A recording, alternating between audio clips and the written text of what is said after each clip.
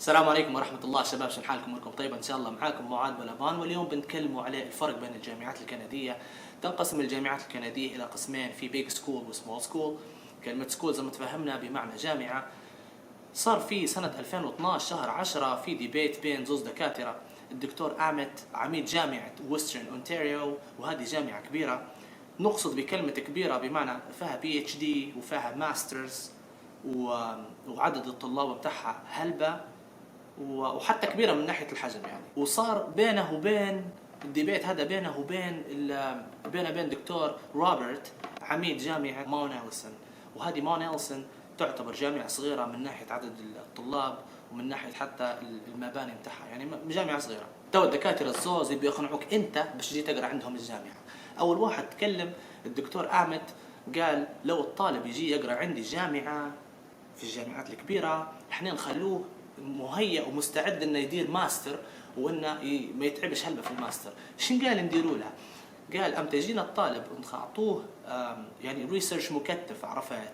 يعني انت تبدا تقرا في البكالوريوس نتاعك في الجامعات الكبيره، الريسيرش نتاعك والابحاث نتاعك تكون مكثفه وتكون تساوي او تعادل الخدمه او الورك اللي يديروا فيه الناس اللي يقروا في الدراسات العليا. فرد عليه الدكتور روبرت وقال له شنت هدرس؟ قال له كان انتم تخلوا في الطلبه يديروا في ابحاث على الكمبيوتر، احنا نخلوا فيهم الطلبه يطلعوا معانا برا ويعني في الفيلد ويمشي يديروا في ابحاثهم، ومش هيك بس، قال له خلوا فيهم انه يديروا في ابحاثنا احنا، يخدموا معانا. يعني احنا مثلا انا بروفيسور ونجي نجيب الطالب وخليه يدير البحث معانا، عرفت؟ يعني امتى ندير ببلشنج للبيبر بتاعي يكون اسم الطالب مع اسم البروفيسور.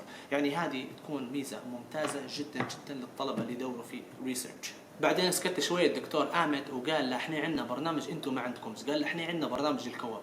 الكواب عباره عن عقد مدايرته شركه مع الجامعه. فشنو يصير؟ الطالب يوقف سنه من قرايته ويمشي يشتغل في الشركه، ياخذ اكسبيرينس ويرجع يكمل قرايته. هذا برنامج الكواب. بعدين شنو قال له؟ قال له عندنا برنامج ثاني اللي هو الاكستشينج بروجرام. شنو الاكستشينج بروجرام؟ مثلا الطالب وصل السمستر الرابع او السمستر الخامس وعنده نيه يقرا، مثلا نقول الطالب وصل السمستر الخامس وعنده نيه يقرا السمستر السادس في مكان ثاني مش في الجامعه اللي يقرا فيها هو، فيمشي يدور الجامعات اللي متعاقده مع الجامعه اللي يقرا فيها هو. مثلا عندنا يقرا في استراليا وفي جامعه في استراليا مدايره عقد مع الجامعه اللي يقرا فيها هو، يمشي يقرا عندها السمستر السادس ويرجع يكمل قرايته. بعدين الدكتور روبرت قال له الحاجه الكبيره اللي جبتها لي، كانك على الكواب نقع واشرب ميته ما نبوش، لان الطالب يخدم مع البروفيسور نفسه. يعني البروفيسور اللي عنده يدير في البروجكت الطالب يخدم معه، وكانك على الخدمه الطلبه بتاعنا كلهم يخدموه وخلصوا فيهم. والاكستشينج حتى الاكستشينج بروجرام عندنا. وبعدين عمك اما تتكنطه قال احنا عندنا فلوس، قال لنا نوفروا لهم في الطلبه بتاعنا كل شيء يبوه. الناس اللي ساكنين في الريزيدنس نوفروا لهم في الكتابات ونوفروا لهم في الماكله ونوفروا لهم في صالات الرياضه، كل شيء اي حاجه تطلبها الجامعه او يطلبها الطالب نوفروا لهم فيهم، والحاجات الغاليه والمليحه. المهم الحاج روبرت اتكنطل المره هذه قال له شن جامعه كبيره تبي تملكها لي انت؟ قال له بالنسبه للفلوس احنا الفلوس عندنا وبرا سلمن تبي، ومش حتى هيك. قال له شوف حتى ترتيبنا قداش على مستوى كندا. وقال له كانك على الحجم تاع الجامعه. بالعكس كل ما تكون جامعه صغيره كل ما خير. كبيره حتى بين المحاضره 10 دقائق نقعد نبي 12 دقيقه باش نوصل لمكاننا، بحكم انها كبيره ومرات القاعات يكونوا بعاد على بعضهم.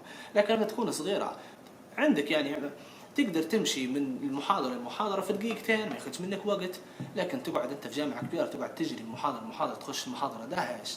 هذه حاجة. وحاجة ثانية قال لا اصلا حتى انت تكون فصل قصير فصل صغير تقدر تستوعب من الدكتور خير من تكون فصل فيه 500 600 طالب. شو بتفهم انت؟ المهم عمك آمل حس راحة بيخسر وقال له انتم الطلبة يشكوا منكم ما عندكمش جميع التخصصات، وهذه مشكلة تعانوا منها. الطلبة اللي يقروا عندكم يجوا يكملوا في قرايتهم عندنا احنا، يمشي ياخذوا في الكورسات اللي انتم ما عندكمش. مش يرد عليه عمك الحاج وقال له مش بجميلكم سلم فلوسهم. هذا اللي عندي اليوم وثانك يو لكم جميعا.